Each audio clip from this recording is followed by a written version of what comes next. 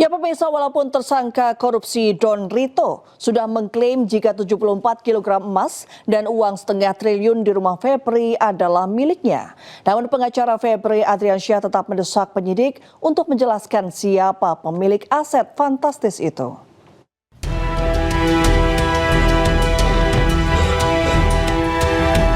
Tali tiga uang dengan Febri Adriansyah, pengacaranya Febri Diansah juga mendesak penyidik menjelaskan siapa pemilik emas 74 kg dan 543 miliar rupiah yang disita saat penggeledahan. Mantan jubir KPK itu menyebut jika sudah terjawab siapa pemilik aset fantastis itu, maka mudah mengetahui apakah aset berasal dari usaha atau hasil kejahatan.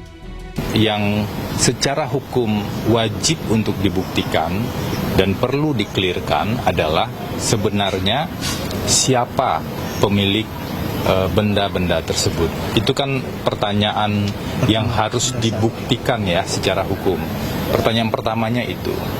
Setelah bisa dibuktikan siapa pemiliknya, pertanyaan kedua yang juga harus dikelirkan dengan bukti-bukti yang ada adalah dari mana sumber benda-benda atau barang-barang tersebut.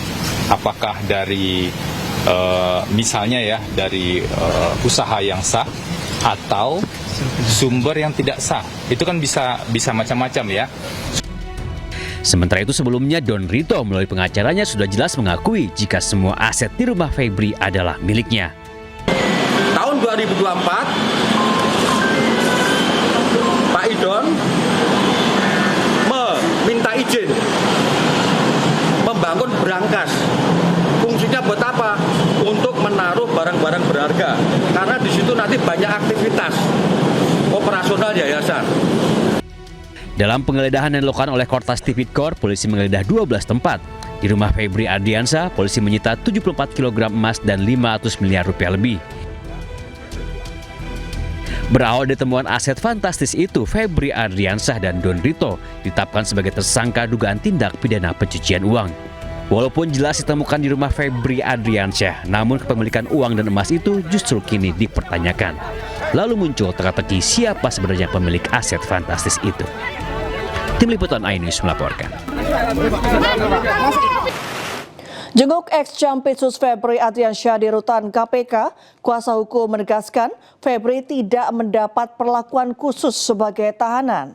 Tim kuasa hukum juga menilai masih banyak substansi hukum yang samar, termasuk kepemilikan dan sumber barang bukti yang jumlahnya fantastis.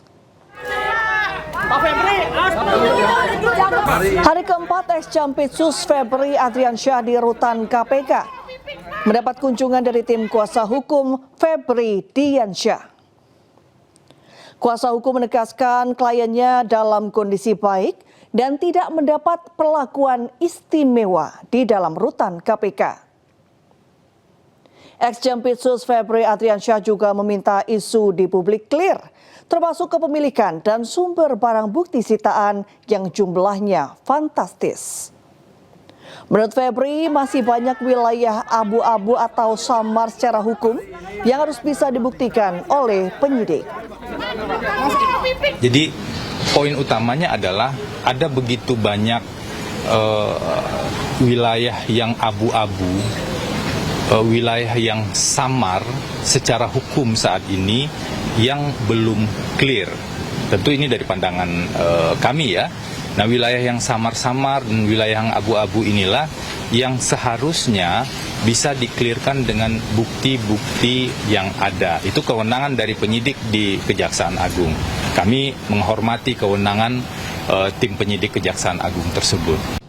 Kembali di iNews Malam pemirsa, Kejaksaan Tinggi Jawa Timur masih memburu tersangka lain dalam kasus dugaan korupsi di Kebun Binatang Surabaya senilai 10,2 miliar rupiah. Hingga saat ini Direktur Utama Kebun Binatang Surabaya sudah ditetapkan sebagai tersangka.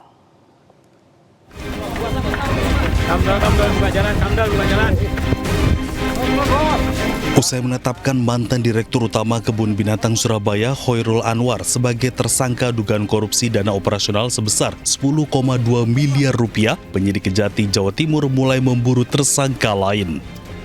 Pengembangan kasus dilakukan dengan memeriksa saksi-saksi tambahan. Kejati Jatim menduga tersangka lebih dari satu orang. Apalagi dugaan korupsi dilakukan sudah sejak lama. Korupsi itu dimanapun tidak ada yang berdiri sendiri, pasti ada hal yang lain atau pihak lain. Jadi perkara ini masih terus kami dalami oleh penyidik. Pengumpulan alat bukti tentunya terus dilakukan untuk menjunjung tinggi asas praduga tak bersalah. Selanjutnya mengenai kemungkinan adanya keterlibatan dari pihak lain, tentu kami masih menunggu fakta dari hasil penyelidikan tim. Yang dalam ini kalau ditemukan adanya cukup bukti, maka tentu kami lakukan pengembangannya. Kasus korupsi dana operasional KBS berhasil terungkap usai adanya laporan dari masyarakat pada tahun lalu. Mantan Direktur KBS periode 2016-2024, Khoirul Anwar diduga melakukan korupsi dana operasional senilai 10,2 miliar rupiah. Khoirul Anwar diduga mempermainkan dana operasional seperti biaya pakan satwa hingga sarana dan prasarana di kebun binatang Surabaya. Dari Surabaya, Jawa Timur, Hari Tambayong, iNews melaporkan. Pemirsa, Gubernur Bank Indonesia Peri Warjio mundur dari jabatannya. Posisi Peri sementara digantikan oleh Destri Damayanti.